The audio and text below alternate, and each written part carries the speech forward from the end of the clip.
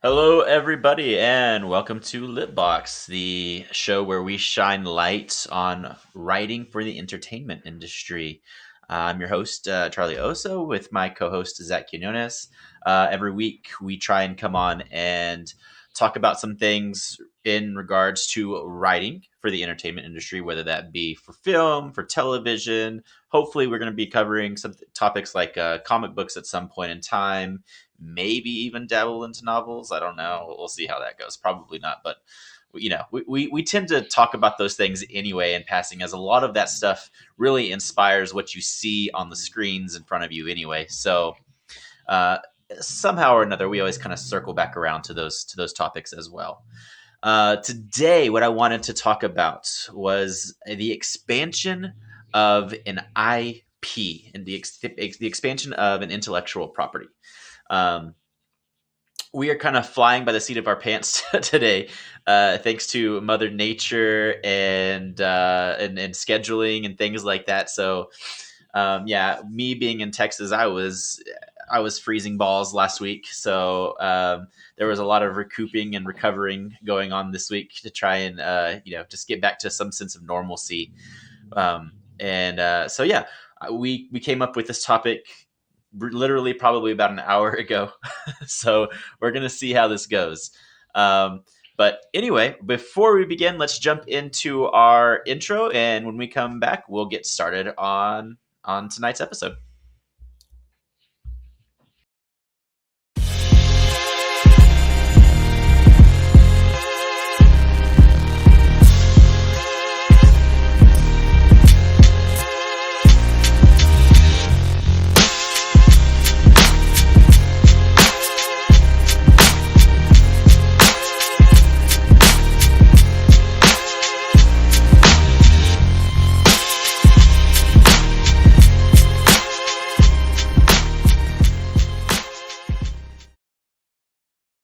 Everyone. So, yeah, expansions on intellectual properties. Zach, did you? I guess when I kind of threw that at you, I didn't know you were like sure, but I didn't know if you were like 100% on board with it or not. So, um, I guess let me kind of expand on what that is and on like exactly kind of like what I was talking about in terms of expanding an IP. In you know, over the last couple of episodes, I know that we've talked a little bit about the effects of binge watching and the effects of turning stories that normally would be 2 hour movies or 2 hour films and expanding those into smaller or longer formats for a smaller screen. Things like, for instance, The Queen's Gambit, that was based on a book, could have easily been a movie, but instead we now have this awesome television series, this awesome. I don't want to say mini series. I used the term last time and I can't think of what it So was called. it's a limited series. There you go, limited. That's exactly, yes. Thank you for that. So a limited series. Um, and so in this new world that we're facing, we're actually seeing a lot of evolution in the way that stories are being told. And as much as I give shit to Marvel and the MCU, they really have, a good thing going on in terms of how they are presenting stories now. And so I wanted to use, uh, obviously, something that's popular and trendy at the moment, and just kind of bounce off of that for a little bit to talk about some other things that are going on in the industry as well.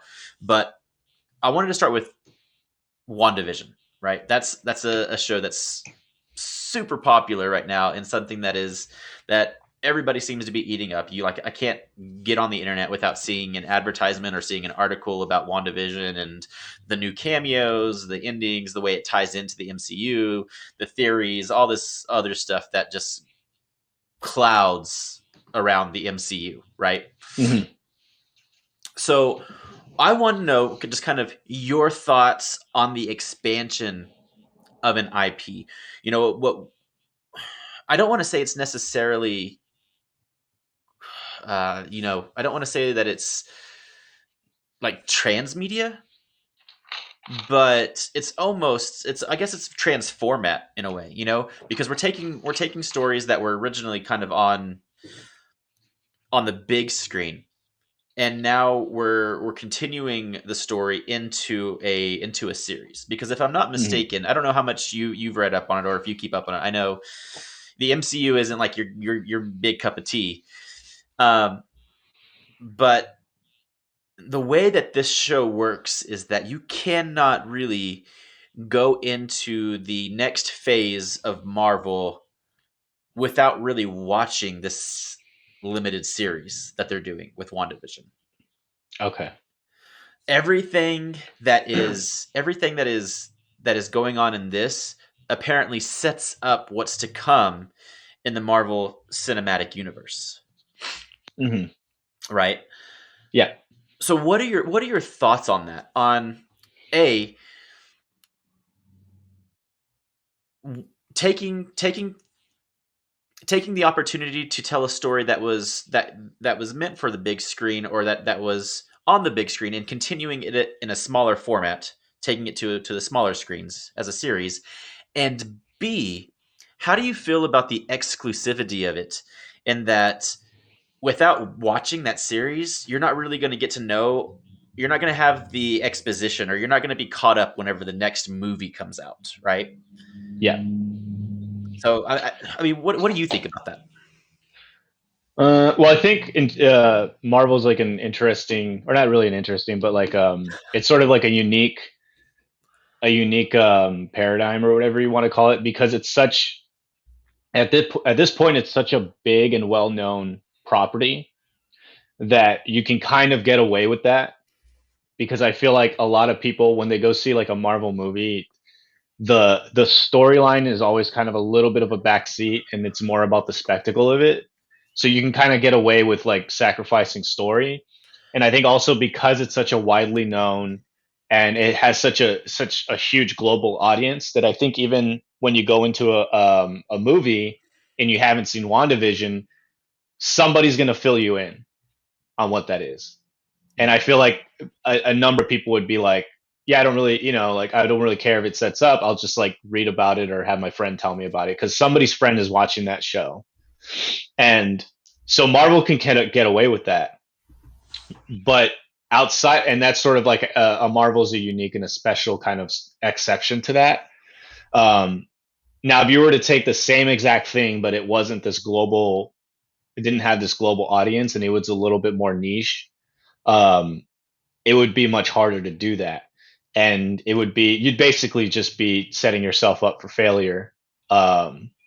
Because, that smaller audience that goes and sees the movie who didn't go see the show, they're going to be like, what the fuck is going on? Like, I don't understand this part. When did this happen? Blah, blah, blah.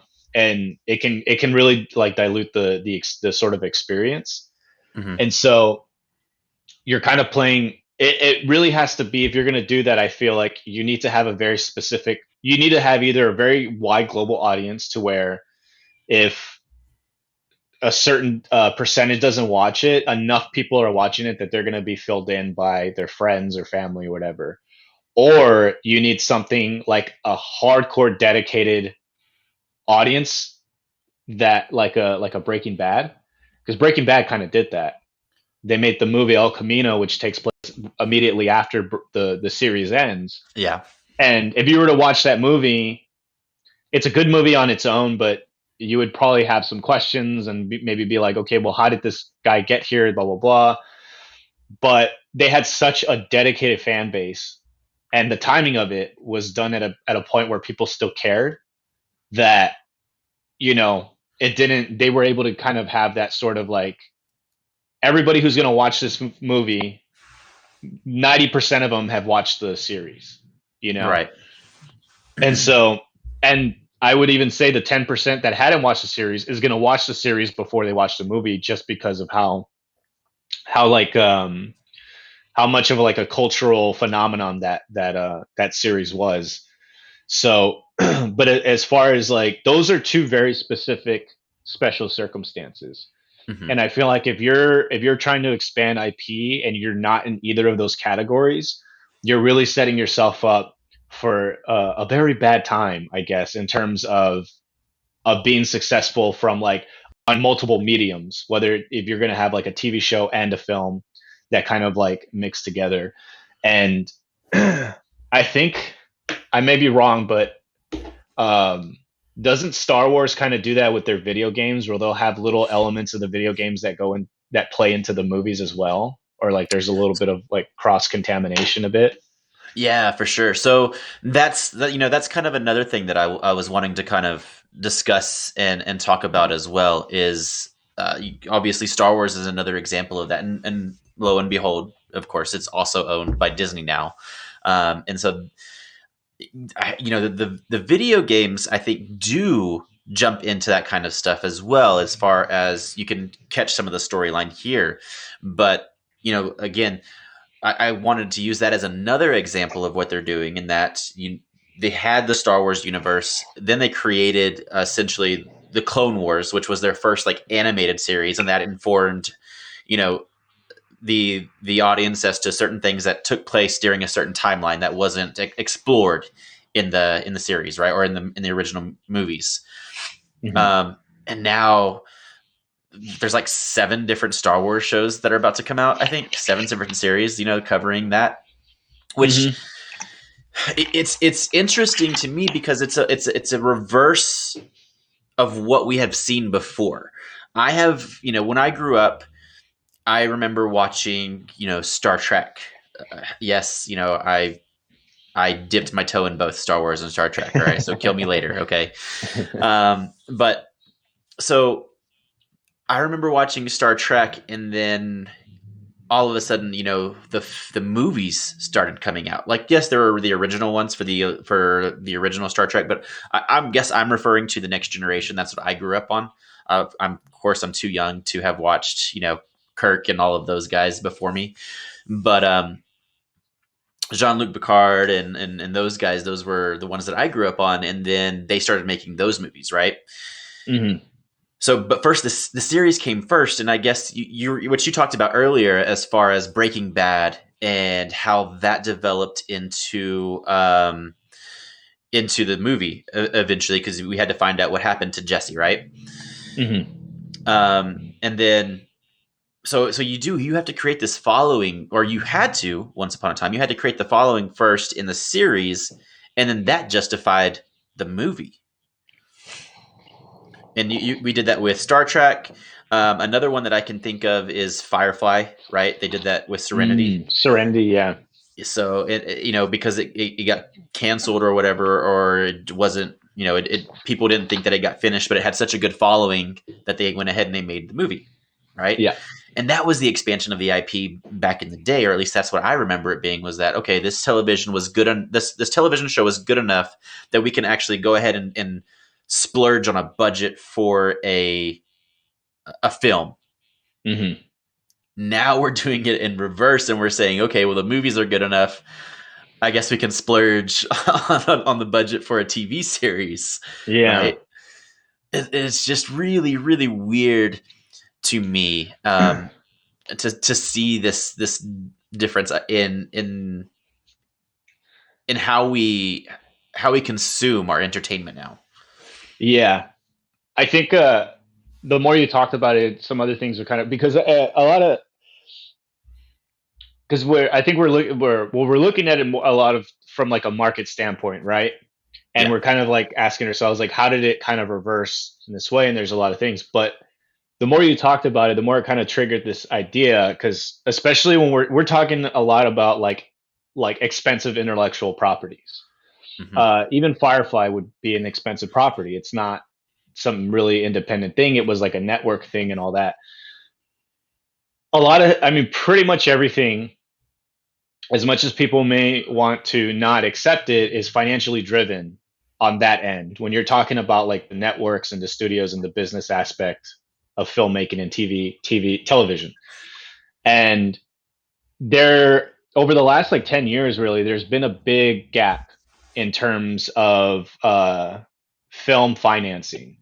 You either have these independent, quote unquote, independent films that are $2 to $10 million. They're in that little pocket, or you have these huge films that are close to 100 million or higher. Um, a lot of the Marvel movies are looking at $200 million in terms of their budget, just their fucking budget alone, not including marketing and ad space and all of that. A lot of these films can excess over 300 to half $1 billion in expenses by the time it reaches theaters. Yeah. Okay. Low budget indie films really traction on like sort of like a grassroots thing. So they may have, let's say, a $5 million film, and they may put down like 5 to 10 million, if even that, in marketing.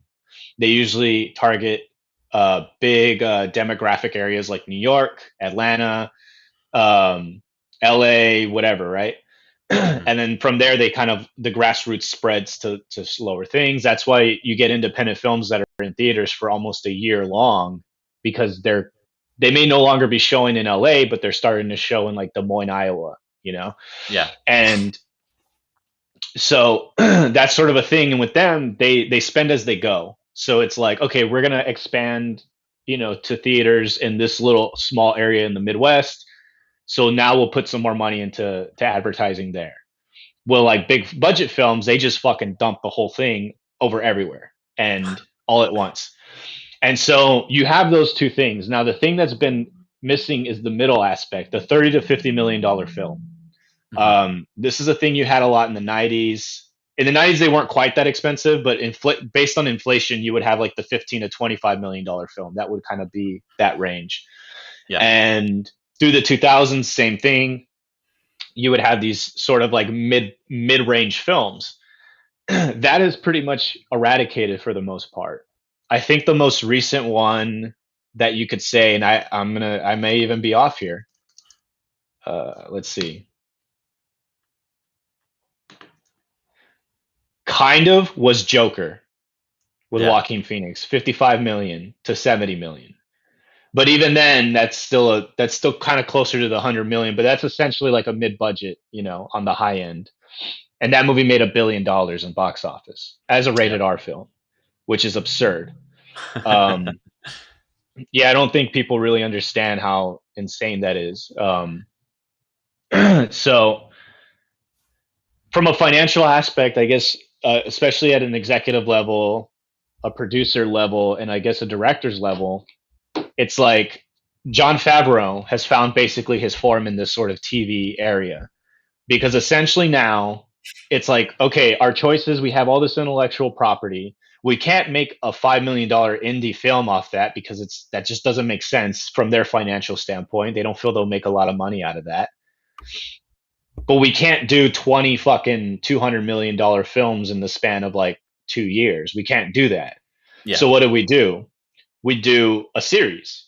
Instead of doing a $200 million Mandalorian movie, let's do a season of like, how many episodes? 10.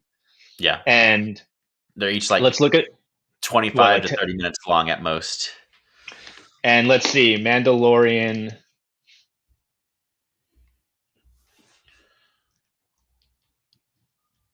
Let's see what the budget is per episode. I bet you it's somewhere like 10 million.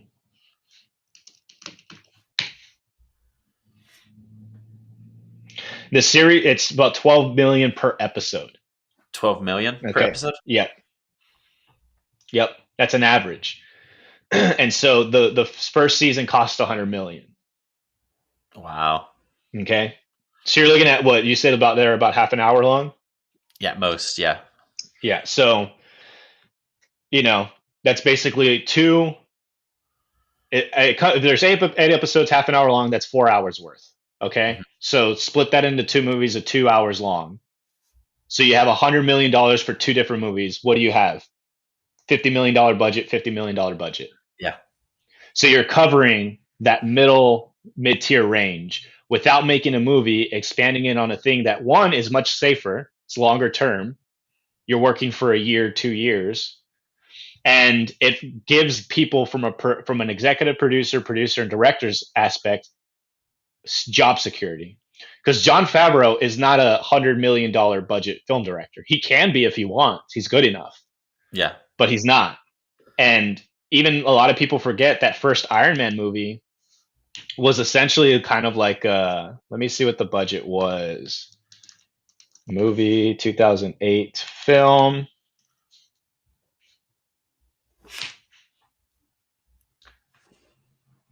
That was his biggest budget film, which was 140 million. But that movie was spent as they went because when they originally started filming, they didn't have a script. Uh-huh. And Marvel had to fund that independently. So they didn't have a budget. They basically told Jon Favreau, we're going to figure it out week by week. We're going to work on the script week by week, which is why that film has this very sort of jazz feel to it. It Yeah. doesn't feel structured, but it has rhythm Yeah. because every week they were like, okay, we shot this. What are we doing this week? Okay, boom, let's get the soundstage over here. They were doing everything almost on the fly. And Marvel was basically just saying whatever the cost will cover it. So they didn't actually budget the film. And that was the reason why it was so successful because Jon Favreau comes from the independent realm. Yeah. He's not a studio developed director. He comes from the independent aspect of it. So he was comfortable in that dynamic, and they never really looked at the budget. It wasn't until after it was done they're like, "Holy shit, we spent 140 million on this thing." Yeah. You know what I mean? So that's a different dynamic, and Jon Favreau works in sort of and in that $50 million kind of range. It's kind of in that working thing where you're both have some freedom, but you also have structure. 5 million super independent, you pretty much have like that fucking phrase carte blanche or whatever the fuck. Yeah. Um, as a film director, and at 100 plus million, you're really just more of a manager unless you're Spielberg or J.J. Abrams. Right. And so for Jon Favreau, it's like he doesn't want to do independent unless he's funding it himself, like that movie Chef. And you can't do that all the time. And Yeah. he doesn't want to do these 200 million things where he's like, and the thing is, too, people forget Iron Man wasn't a Disney property at the time. It was purely Marvel Yeah. because nobody wanted to invest. So he had essentially like an independent director freedom on that. But so now it's like, how do you find yourself like that job security in a pocket that doesn't exist in the film realm? So from a financial aspect, you say, okay, let's tackle the TV area because the TV budgets are inflating. So Right. what is a huge budget for a TV for somebody like Jon Favreau? It's like, oh, this is perfect. This is totally comfortable for me. So Yeah. I think that's a big motivation behind it is sort of like the financial stability for some of these people who have to find that pocket of where they can actually work and continue their career. Because I feel like without that, what's Jon Favreau doing besides being Jon Favreau, Yeah. Besides being happy. Mm. And He's a no, very happy man. no. Yeah, so that makes sense. I mean, from a marketing standpoint, I totally get it. Mhm. I see how it makes sense as far as the money aspect of things. Um, Mhm. I guess for me, it's more of just the feel of it's strange. Creatively. Well, yeah, well, creatively, and then it's strange to just, like I said, consume this on a weekly basis. You know, Mhm. where we're usually having to wait a year or two for a sequel to a movie to come out, or essentially a month or two, 3 months for the next Marvel movie to come out. Now I'm waiting every week for the next installment of the MCU franchise or the next Mhm. installment of the Star Wars franchise, right? Mhm. Um, but so even though it's strange, there is a sense about it that I am completely envious of, and that is the idea that they get to play in this sandbox of world building, right? Like Mhm. one of the greatest things that I love about creating a series from the ground up is world building. I adore world building. It is one of my favorite things to do. Um, and whenever I do world build, right? Like there are always and I've heard this from multiple directors, in Hollywood as well, is that when they create something and they have this huge tome that is all world building, right? Only so much of it actually makes it into the film, or only so much of it actually makes it into the final product, right?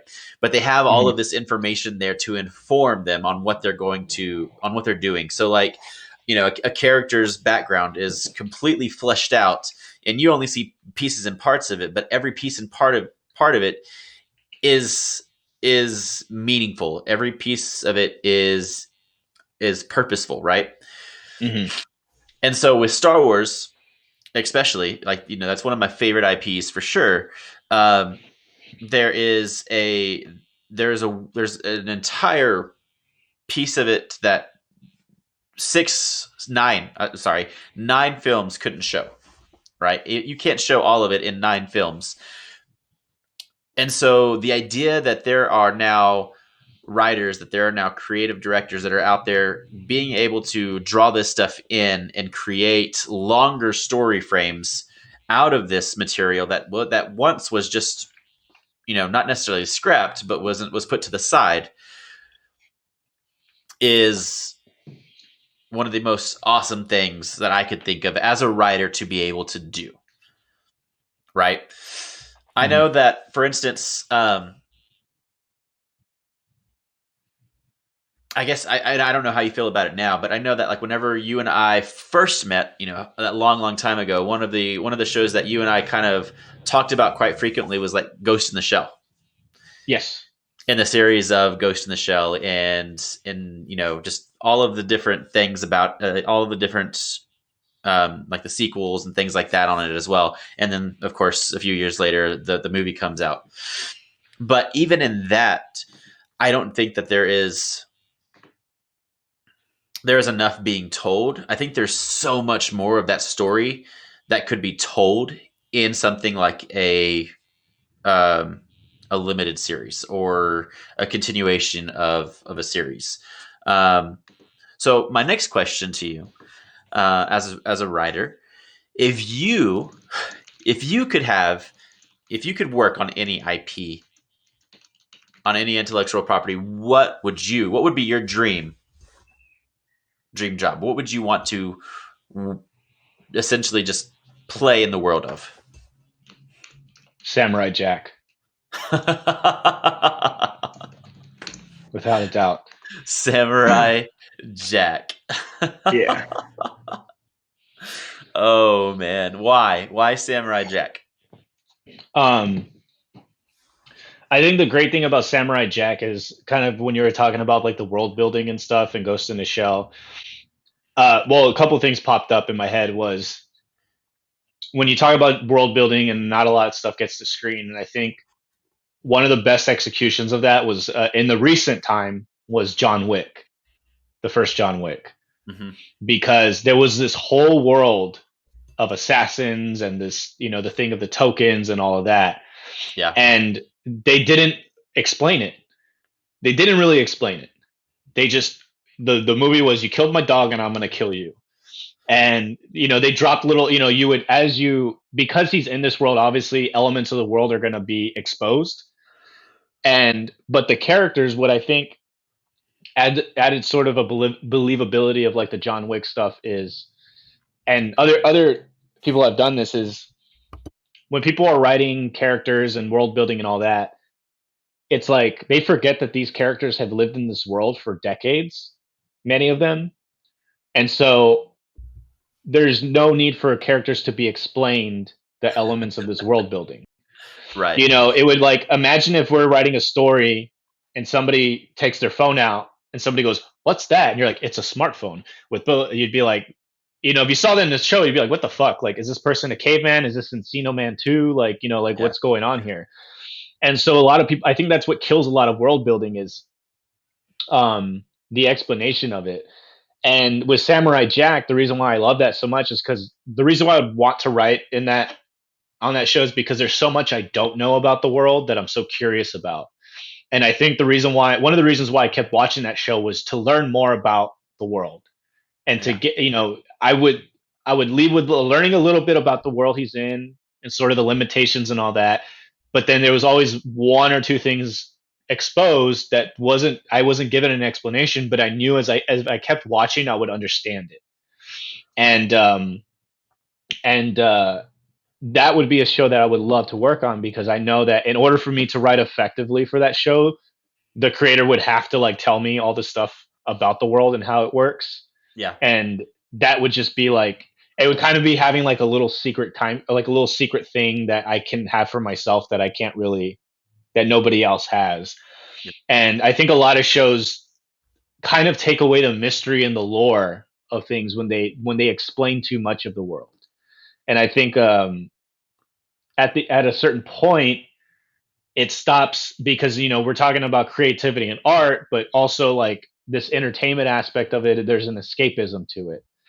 So I think sometimes when you understand too much of the world you're in and you understand it from like the creator's aspect, it kind of loses its sense of escapism. And that was the thing with Samurai Jack is I loved every time I watched it, it was like an escapism for me Gotcha. because there was so much of the world I didn't know as much as I did know about it. And that would be a really fun show to watch because I think it would be a challenge in finding that balance. And I think also because I would just love to write as for a show that I really love and also write an episode that would hopefully be really really good too.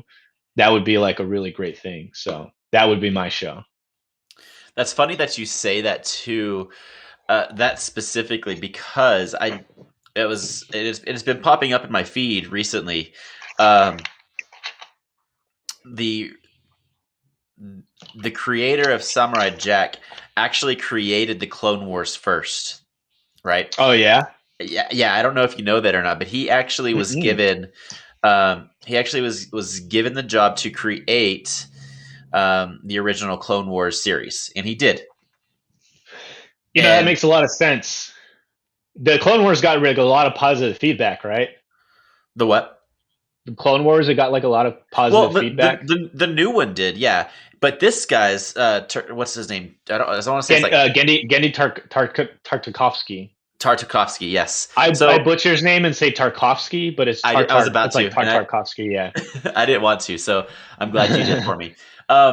But yeah, so his Clone Wars has essentially been forgotten, even though I'm pretty sure I think I read that it actually won awards, or it was at least nominated for awards. I do Uh, remember that. and now that like Disney took over it and like created their own Clone Wars, the CGI and stuff like that, his has like completely been lost. You have to really look for it now to find it. Mm. But I continue to see it in my feeds as they're talking about the Clone Wars and the different stories that he tackled in his limited series that still have not been told in the new stuff. Hmm. And just how like some of the moments that he created in that series were so beyond expectations. I mean, there's moments in Samurai Jack where you're just like, damn, this dude's kind of a badass, right? Like this Hmm. is, and he did that in the Star Wars too. And you don't see a lot of moments like that. Like you get the Jedi and you get like, yeah, okay, they're fighting the Force, good versus evil. But there's not a lot of moments in Star Wars where you're like, dang, that's hardcore, that's bad. Like that's, you know what I mean? Like that's, Yeah. whew.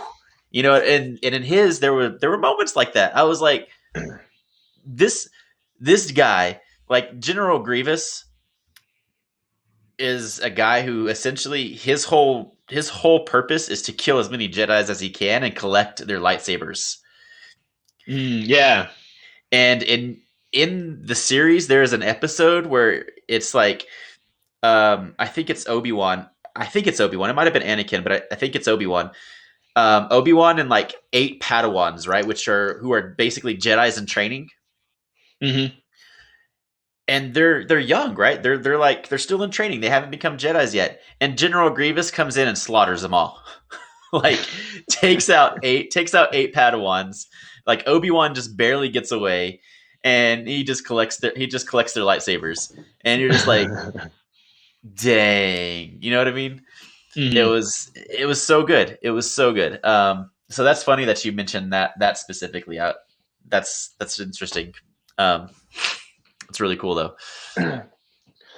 Yeah, I think that was like thinking about that is sort of like remember elements of that in like Dexter's Laboratory, because he created that show. Um, Powerpuff Girls. I don't know if he was the actual creator, but I know he was like one of the main executives or main producers for it and artists. Uh-huh. Um, but yeah, he just has this really like his thing is sort of like like especially I'll go back to Samurai Jack, as it's like it's not so much about the battle so much to say. It's more about the build up and sort of the obstacles leading up to that battle. Yeah.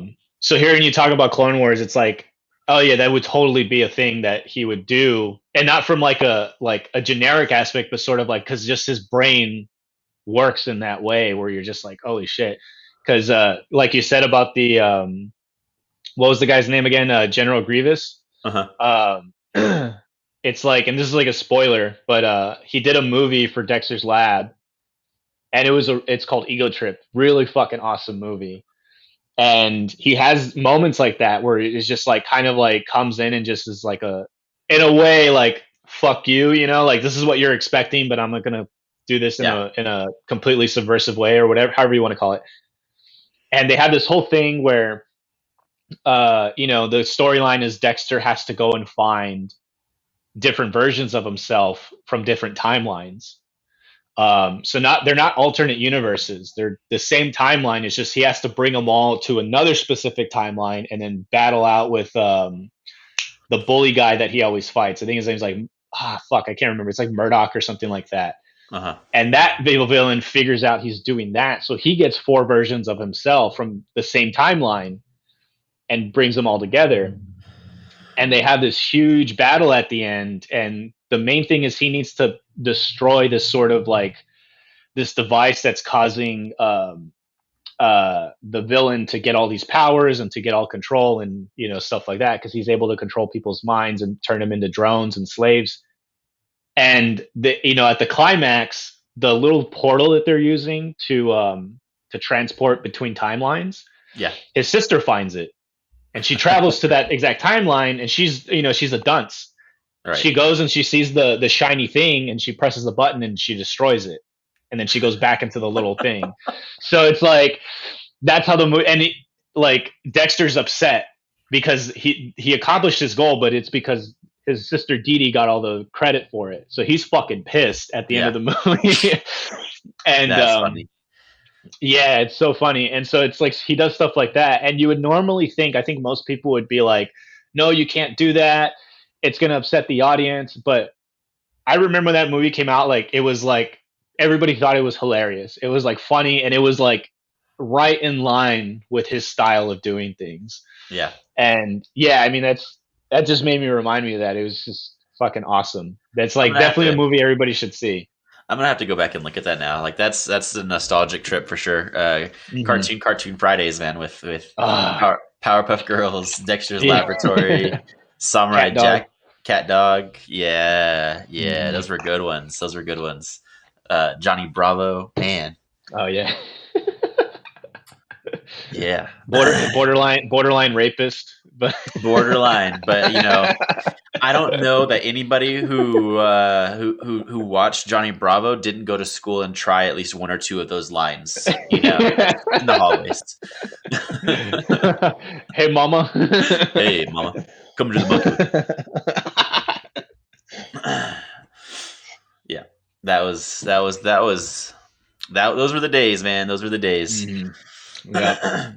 But cool. Well, that's interesting now, because that's another example of expanding on the IP. It was a show, he made a movie out of it. The reverse, yeah, because that used to be how it was. You made the TV show and it was good enough, you did the movies, like you said. Yeah. Twin Peaks did that. A lot of 24, with Kiefer Sutherland did that. Oh, they did do that. I forgot about that one.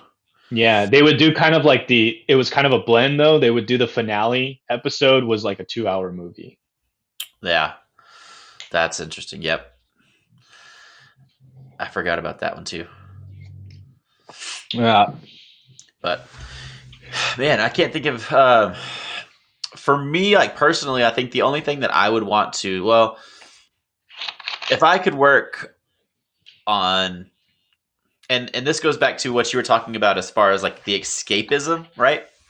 Mm-hmm. I'm still waiting for somebody to take up the mantle of Cowboy Bebop. Like when that happens, it's gonna be a hard one, man. Dude, when that happens, I'll be happy. And if we could actually do something with that, anybody in Hollywood, like that'd be great. It has to be good though. Like you can't just do a shit job of the writing, Yeah. and don't try and do like Dragon Ball Z style casting either. I Yeah. mean, I think it takes a lot of tries because they have the new Mortal Kombat movie coming out.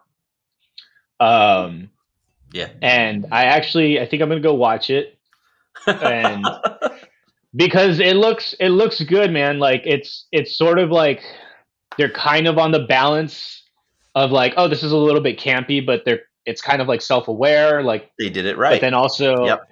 yeah, it has like the brutality of Mortal Kombat. Like it's not this PG-13 thing, Yep. and so I think it takes a little bit of chances, like a little bit of things. But what's interesting about, obviously, Mortal Kombat is a video game, so it's like you bring the elements of the video game into like the live action version. It's a tournament and all that stuff. With Cowboy Bebop, the only thing that you can do that I think if you're going to do it right is what I think a lot of people do if they make like anime series into like live action films is they try to just do like a live action version Hmm. of a certain like storyline, which is like, no, like, you're not going to be better than the original. Like you're just not. So, Yeah. um, with Cowboy Bebop, because of like the expansion of the universe, you can do an original storyline with elements of, of like maybe some callbacks to the series. Yeah. Um, And for you sure, like could, I think oh, that's that. you Go won't say you could, because in the series, what's interesting about the series is it's a lot of my episodic storylines that are just one episode or two episodes long, Yeah. but they're stringed together with the core storyline, which you don't really get a lot of. It's just like little bits and pieces, and then it culminates at the end. I think you could make a whole story of a movie out of that storyline and fill in all the gaps that you don't get. But Yeah. yeah. But the difference, I guess, between that would be then you're kind of rebooting it into a live action rather than expanding upon what's already there, right? Hmm. Yeah, So, I, I mean, the other thing is, I don't know if you've watched The Expanse or not. I have not yet. Okay, I highly recommend it if you haven't watched it yet. Um, the Expanse, for one, is just it's a really good show. It's really well done. But the other part for me on that was that we have finally come to a point now where I think making a show like Cowboy Bebop would be believable, and that Hmm. they're basically these galactic bounty hunters, right? And Yeah. the way that the Expanse sets up travel from planet to planet, Hmm. and even like asteroids and things like that. The idea of a ship being bounty hunters and traveling from place to place like that is not like you could build that story into the Expanse and it would totally make sense. Totally Hmm. makes sense. Um, and so I think for anybody who's willing to take that mantle up, like it's time. Do it. Yeah, John Favreau, man, I think he could actually do it. It's like the guy fucking he has like an 800 batting average, like God dang. he's really good, man. Because they've been You have like to be talking a about Cowboy fanboy. Bebop. With Cowboy Bebop, I'm a John Favreau fanboy, baby. And because you could do a whole series or a backstory on the fucking bald guy. I can't remember his name. Shit. But how he lost his arm because he was a cop, remember? And Yeah. so you could do a whole series of him being a cop. And Yeah. You're talking about same Jet. thing with Jet. Yeah, same thing with Faye. She has that whole thing. And the beauty, like I said, the beauty about it is like each episode is its own little storyline, and so you could do a whole series. Like a not even a limited series, but like a whole like television show, and you don't even have to use those episodes. To you don't even have to redo those episodes as live action. You can come up with completely different storylines and bounties that they go after, Yeah. and every now and then maybe do a version of one particular episode that's really popular. Um, I think Cowboy Bebop could work, but I think a lot of it comes. I mean, it just with the execution and just getting the right person to To do it, I think I think if if they were wanting to do it, the Coen brothers I think would do a really good job of it. Because it Just does because when have like you that black humor in it. You know what I mean? yeah, It and like really when you look at does. like the Fargo series, like the Fargo Hmm. series is basically like a Cowboy Bebop in terms of just sort of like the feel of it and everything. Yeah, The Coen brothers I think could do a really good job if they ever wanted to just kind of go to television and do something. Um, sci-fi but too. yeah, I don't know if they've ever done yeah, anything sci-fi really.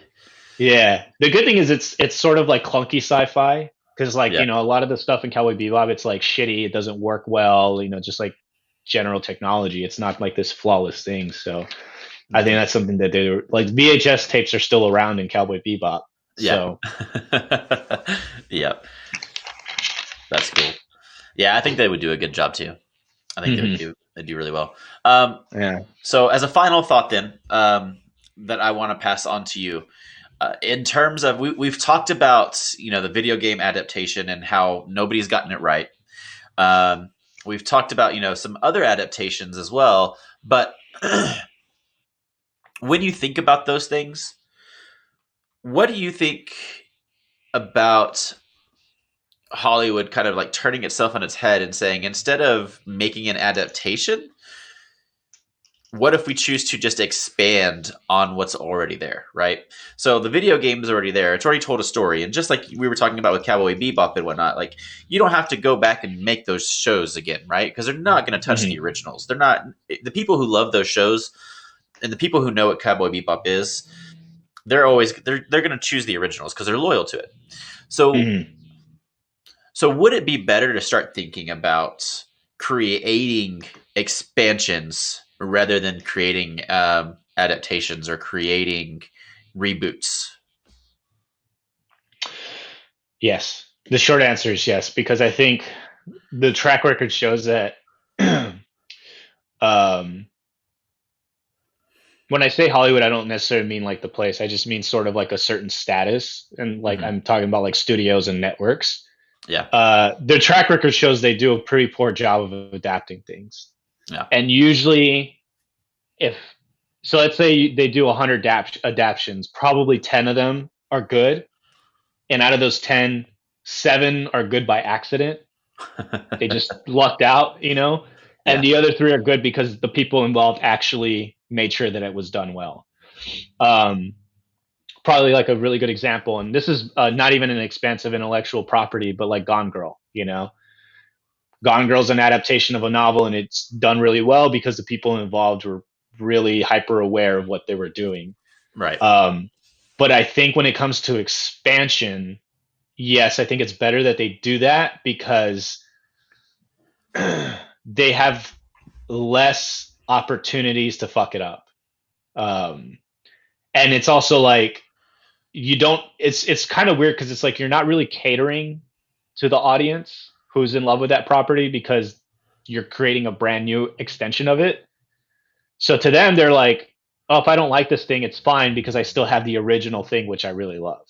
right, And so there's a little bit of a comfort zone there to where it's like you can kind of have more freedom to expand on things and have more fun with it, I guess. And so I think that's a better route for them to take than to just adapt things. I would actually more prefer if like Hollywood would just adapt, not really adapt, but like remake older movies that were like not bad but not great.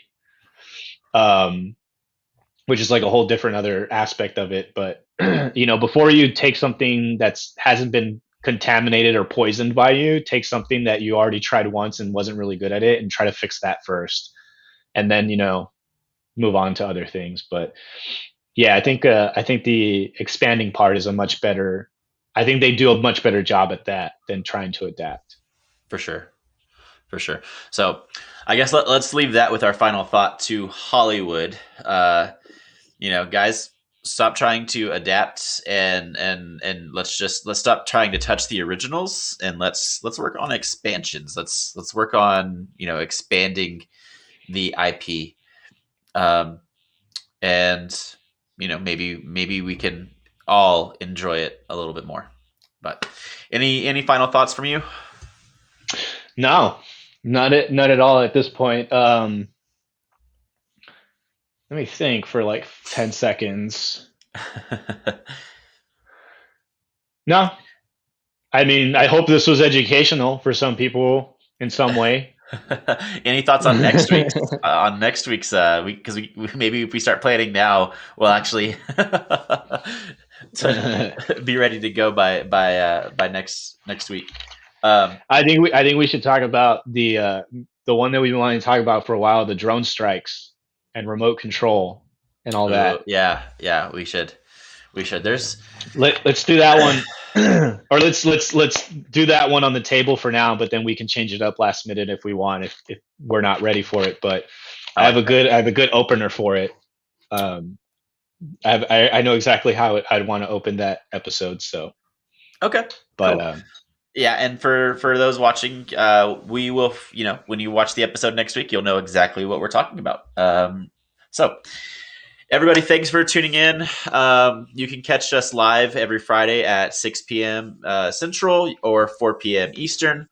You can also check us out on podcasts at Anchor FM, iTunes, Spotify, pretty much anywhere that you listen to podcasts now. Um, I know for sure the first episode is up, so that's exciting. You can go and check that out. The other episodes, all the way up to episode 5, will be up this later this week as well, and then episode 6 will come out the same day that our latest episode comes out. So on Friday, the last episode will come out as a podcast, and then at 6 o'clock or 4 p.m., we will come out live here to give you the newest episode. So check that out if you get a chance. Um, check out Zach's company, Lowriders, if you are an aspiring writer and need help with what you're currently working on. Check out Culture Nerd if you want to check out all things nerdy. In the meantime, yeah, yeah, for go. real quick on lowriders. Uh, yeah, basically when you go to the website, it'll just ask you if you're interested to submit your information and a little bit about your writing project. Uh, it's three of us or two of us right now with a third extension that are basically in the company, I guess you could say. But so it's limited essentially. So it's like we don't accept everybody, and also we can't accept everybody because some projects that we get are just not. We're not going to be able to help you with that, and it has nothing to do with quality. It's just like, let's be honest, guys. Like, have you ever met somebody and you're like, I can't be friends with this person because they're it's sort of the same thing with writing. I mean, we get some. I mean, we don't get many submissions, but we get some, like, 2 or 3 every couple weeks or so, and just sort of like attitude and mentality of the person is just doesn't fit. So take that kind of into consideration. We don't accept everybody. If we do accept you, we'll talk about how we're going to go about it, how we're going to create the workshop and work with you, because it is a long term. It's a long term commitment. Uh, when we work with you, it's not over a week or a weekend. We're looking to work with you for several weeks. Once a week for an hour or two, working on you diligently with your project. And of course, a lot of communication prior to that is involved to get that thing rolling, to get everybody on the same page, and to actually be effective for you guys. And so if you really have a writing project that you've been working on for a while, or you really need a jump start and you want to get a good 6 weeks or 4 weeks of like getting a jump start on it, check out the website, submit to us, tell us about your project. If we think it's a good fit, and if we think we can really help you, then we'll get back to you. But we'll get back to you regardless. We'll let you know, like, give you some options that you can pursue. If we're not a good fit either. So that's all I have to say about that. Yeah, so it's kind of like an analogy, I guess you could say, is running, right? So Mm-hmm. I mean, you and I are both runners. So if you haven't ran a 5K yet, you're not gonna don't try for a marathon, okay? Yeah. So just if you're ready for that intensiveness, if you're ready to really dedicate yourself to the writing process, the program is really for you. Mm-hmm. But you want just a little bit more guidance. So it's kind of like getting a marathon coach. They're going to be with Mm-hmm. you all the way, and you're going to hate them probably by the end of the thing. But whenever you complete it and you're done, you are going to thank them. So Mm-hmm. I guess make sure that you're up for it. Yeah, and it's it's pretty much most of the time it's free. That's the reason why we're able to do most of it for free, because it's you know, we're selective on who we work with. Every now and then there's, depending on how much workload people need, sometimes if they need us to be dedicated to them a little bit longer or a little bit more excessive, then we can talk about cost and stuff like that. But for the most part, if you're able to do once a week for an hour or two, you don't have to worry about money. You know, we'll help you out where we can help you out. So Very cool. Very cool. All right, guys. Well, thanks for tuning in, and we will see y'all next week. Later. bye bye.